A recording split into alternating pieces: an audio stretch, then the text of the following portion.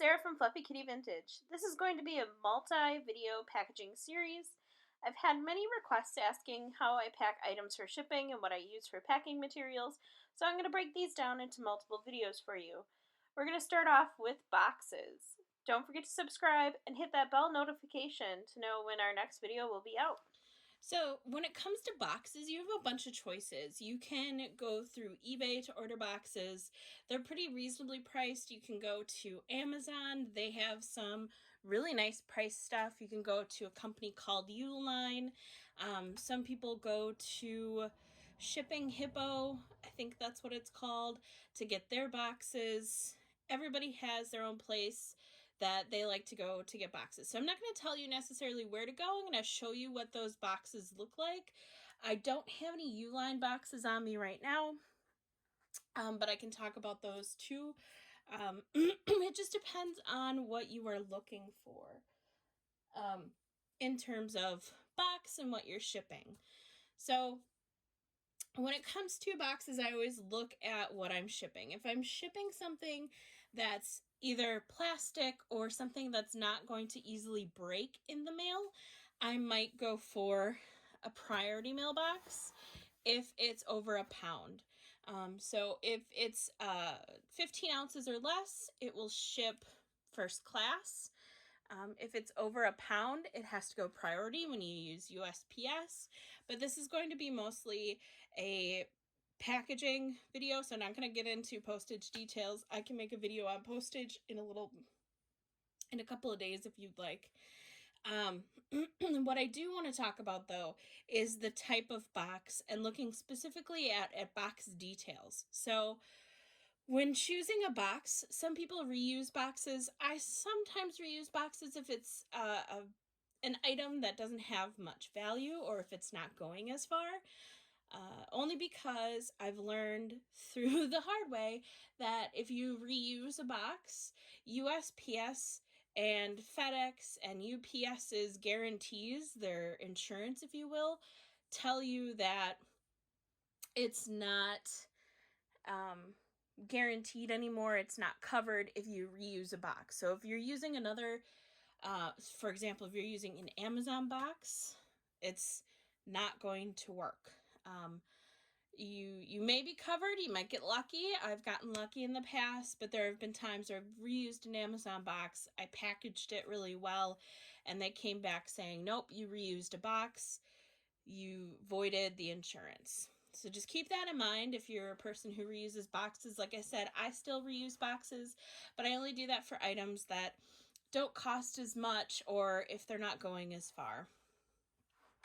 One thing I do look for box type, like if I'm buying a cheaper box from Uline or from Amazon, I look at the corrugation, and that's just the space in between the two pieces of cardboard that the box is made up of. So if I'm packing a lot of breakable items, I want to make sure I have a stronger box, a cushiony box.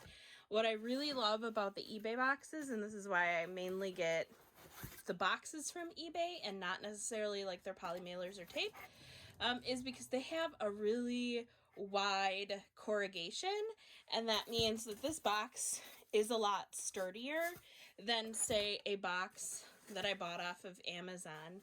And although this looks like I've used it, this is from an unpaid PayPal that I had to reopen again, so I thought I'd use it.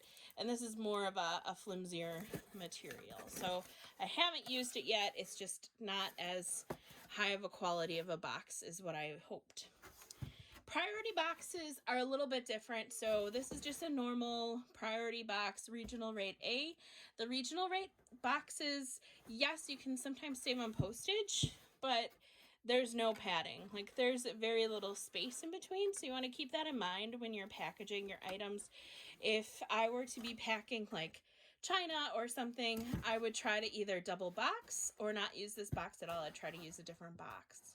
However, there are priority mailboxes that are pretty sturdy. For example, if we're looking at the medium flat rate box, if I can squeeze this in here, I haven't used this one yet. That's why it's apart, because there's a little piece of tape there. that has a little bit thicker of a space in between the box, but once again, like if we compare it to the eBay box, there's like no comparison. The eBay box is thicker. Now with more cardboard being used, yeah, that's going to weigh a little bit more, but in the end that's going to make sure that you are getting your objects there in one piece.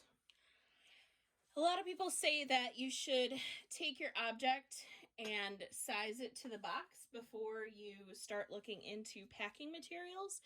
I tend to not do that. Why? Because, well, if I were to have like this Joseph Angel, for example, and I were to put it in the box, according to the USPS website, she has space around the box, and I can get some packing peanuts in there. I could probably get some bubble wrap in there, and according to a lot of websites, this would ship out. But when it comes down to wrapping her and making sure that her wings are taken care of and her head is taken care of and the little number on the front is taken care of, she's probably going to be bigger than this box. And so if I'm going to the store and buying a particular box for this angel and I buy this box, then I might have to run back after I pack her, or now I'm trying to skimp on materials, and that's not a good thing, because then she might not end up there in one piece and your buyer is upset. That's all we have today for boxes. Thank you all for watching. Subscribe for more videos on how to ship, other tips, thrifting, and other quirky fun. Have a great day, everybody!